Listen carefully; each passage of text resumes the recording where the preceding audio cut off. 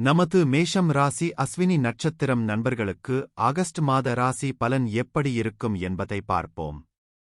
குரு 3வது வீட்டில் இருப்பதால் அது வலுவான தகவல் தொடர்பு திறன் மற்றும் அறிவுத்தாகம் கொண்ட ஒரு பூர்வீக கிரகத்தைக் குறிக்கலாம். இது எழுத்து, கற்பித்தல் அல்லது ஊடகம் போன்ற துறைகளில் வெற்றிக்கு வழிவகுக்கும். இருப்பினும் 3வது வீட்டில் குரு சக்தியை சிதறடிக்கும் போக்கு மற்றும் கவனம் செலுத்துவதில் சிரமம் போன்ற சவால்களையும் முன்வைக்கலாம். 3வது வீட்டில் உள்ள வியாழன் வாய்மொழி மற்றும் எழுத்து இரண்டிலும் சிறந்த தகவல் தொடர்பு திறன்களை வழங்க முடியும்.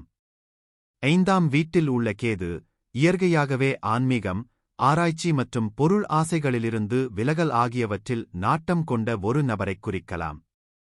இந்த நிலைப்பாடு சில நேரங்களில் குழந்தைகளுடன் சவால்கள் அல்லது உணர்ச்சி ரீதியான நிறைவை ஏற்படுத்தக்கூடும், ஆனால் இது வலுவான அறிவுத்திறன் மற்றும் ஆராய்ச்சி, குணப்படுத்துதல் அல்லது அமானுஷ்ய அறிவியல் போன்ற துறைகளில் வெற்றிபெறும் திறனையும் குறிக்கிறது. 5வது வீட்டில் உள்ள கேது பெரும்பாலும் ஆன்மீகம், தத்துவம் ஆகியவற்றில் ஈர்க்கப்பட்ட ஒரு நபரைக் குறிக்கிறது, மேலும் மத அல்லது ஆன்மீக நடைமுறைகளில் வலுவான நாட்டம் இருக்கலாம். ராகு 11வது வீட்டில் இருக்கும்போது அது பெரும்பாலும் சமூக தொடர்புகள், செல்வம் மற்றும் பொருள் ஆதாயங்கள் மீதான வலுவான விருப்பத்தைக் குறிக்கிறது. இந்த நிலைப்பாடு நெட்வொர்க்கின் மூலம் வெற்றியைக் கொண்டுவரும், ஆனால் நிதி மற்றும் உறவுகள் தொடர்பான சாத்தியமான சவால்களையும் ஏற்படுத்தும். 12வது வீட்டில் சனி இருப்பது ஆன்மீகம், சுயபரிசோதனை மற்றும் மறைக்கப்பட்ட சவால்கள் அல்லது வரம்புகளை கையாள்வதில் கவனம் செலுத்தும் வாழ்க்கையைக் குறிக்கலாம். இது தனிமைப்படுத்தல், வெளிநாட்டுப் பயணம் அல்லது சேவை அல்லது திரைக்குப் பின்னால் உள்ள வேலைகளில் கவனம் செலுத்தும் ஒரு தொழிலையும் குறிக்கலாம். குறிப்பிட்ட விளைவுகள் ஒட்டுமொத்த விளக்கப்படம் மற்றும் கிரக தாக்கங்களைப் பொறுத்தது. 12வது வீடு ஆன்மீகம், சுயஅழிவு மற்றும் மறைக்கப்பட்ட விஷயங்களுடன் தொடர்புடையது.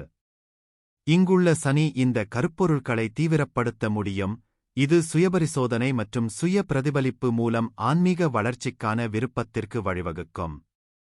4வது வீட்டில் சூரியன் இருப்பதால் அது குடும்பத்துடன் வலுவான தொடர்பு, பொறுப்பான இயல்பு மற்றும் குடும்ப வட்டத்திற்குள் ஒரு நல்ல பொது பிம்பம் ஆகியவற்றைக் குறிக்கும். இது ஒரு நபர் தனது குடும்பத்தில் தலைமைப் பொறுப்பை ஏற்றுக்கொள்வதையும் குறிக்கலாம். இருப்பினும் இந்த நிலைப்பாடு இதயக் கோளாறு, வயிற்றுப் பிரச்சினைகள் அல்லது கண் பிரச்சினைகள் போன்ற சாத்தியமான உடல்நலப் பிரச்சினைகளுடனும் தொடர்புடையதாக இருக்கலாம். 6ஆம் வீட்டில் செவ்வாய் இருப்பதால் வேலை, சேவை மற்றும் சவால்களை சமாளிப்பதில் அதிக கவனம் செலுத்தலாம்.